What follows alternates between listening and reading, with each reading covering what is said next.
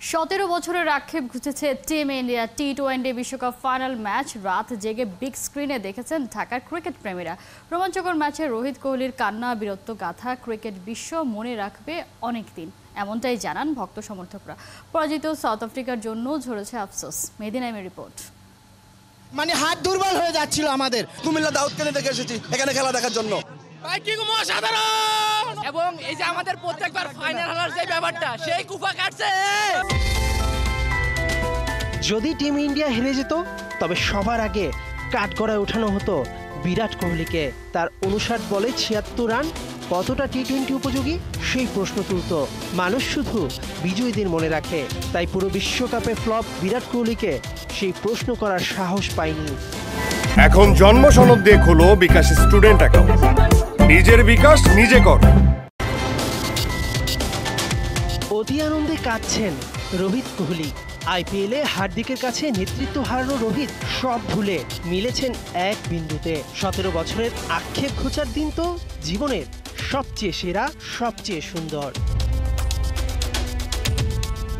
12 মাসে 3 আইসিসি ইভেন্টের ফাইনালে ভারত, দানে দানে 3 দানে স্বপ্ন পূরণ। 13 বছর পর কোনো বিগ ট্রফি জিতিয়ে রোহিত কোহলি বললেন, তোমার হলো শুরু, আমার হলো সারা।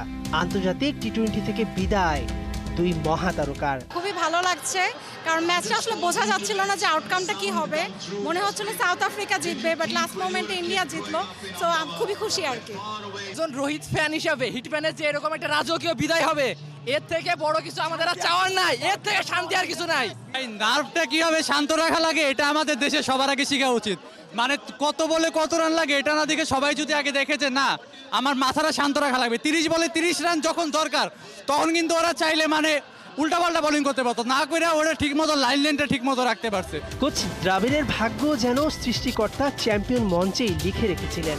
বাংলাদেশের বিশ্বকাপ স্বপ্ন সুপার 8-এ থামলেও ক্রিকেট পাগল জাতি রাত জেগে বিগ স্ক্রিনে উপভোগ করেছেন এই বীরত্ব গাথা। বুমরা এবং সূর্য কুমার যাদবের যে ক্যাচটা, এই ক্যাচটাই ম্যাচ পুরো চেঞ্জ করে দিয়েছে। অবিশ্বাস্য, আসলে আমরা ভাবতেই পারি না যে 24 বলে 26 লাগে, এটা অবিশ্বাস্য। যে ইন্ডিয়া সাপোর্টার হয়তো ভাবতে পারে এখান থেকে কামব্যাক হবে, বাট বুমরা হার্দিক দেখাই দিছে। ভারত তো শক্তিমত্তার দিক থেকে অবশ্যই এগিয়ে ছিল, বাট আফ্রিকাও তাদের হার্ট অ্যান্ড সোল ট্রাই করেছে, হয়তো অল্পের জন্য মিস হয়ে গেছে আর কি। সাউথ আফ্রিকা মাত্র 7 রানে ম্যাচ হেরেছে, কিন্তু ঠিকই জিতে নিয়েছে মানুষের মন। কতবার তীরে এসে তরি ডুবলে মানুষ হয় শোকে পাথর, তবুও পটিয়াদের থেকে অনুপ্রেরণা খুঁজতে পারেন আপনিও। খারাপ লাগতেছে সাউথ আফ্রিকার জন্য। সাউথ আফ্রিকার চোকার্স জিনিসটা আসলে তারা এখনো ঘুচাতেই পারো না। সাউথ আফ্রিকার জন্য শুভকামনা রইল। বাট সাউথ আফ্রিকা আসলে শেষ দিকে যে মোমেন্টামটা তৈরি করেছিল, একটা আসলে দল হিসেবে সেভাবে দরকার ছিল, তবে শেষ দিকে আসলে ইন্ডিয়ার যে কামব্যাকটা ছিল বল দিয়ে, সেটা আসলে প্রশংসাযোগ্য। 6 মাস আগে 4 স্পিনার কেন রোহিত দলে নিয়েছিলেন, চ্যাম্পিয়ন করেই সেটা বুঝিয়ে দিলেন।